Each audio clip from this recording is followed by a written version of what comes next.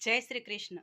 રજનીકાંત ભાઈ યાદવ, તમે એવું લખો છો કારણ કે તમારો અનુભવ હશે, તમે જોયું હશે. 100% વાત સાચી છે કે લેડીઝ પુરુષ મરી જાય પછી 20 વર્ષ જીવે છે એમ.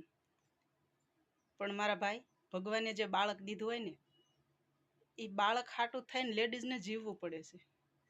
અને એ તો લેડીઝ હારી ગણાય, તે બાળક માથે જિંદગી કાઢે છે. બાકી તો મારે આવું કેવું નહોતું, પણ તોય છતાંય તમે કેવરાવ્યું એટલે હું કહું છું ભાઈ, કે ભાઈઓ રહ્યા ને, એ કદાચ એક બાળક હોય કે બે હોય, 6 મહિનામાં બીજી બાયડી ગોતી લઈશ. બધાય કદાચ આવા ન હોય, પણ જેવો તમને અનુભવ છે ને એવો મને છે. બાયું પોતાના બાળકો ઉપર જિંદગી કાઢી કે બાકી આદમીની તાકાત નથી. બસ વધારે કાંઈ કેવું નથી. જય શ્રી કૃષ્ણ. ખુશ રહેજો.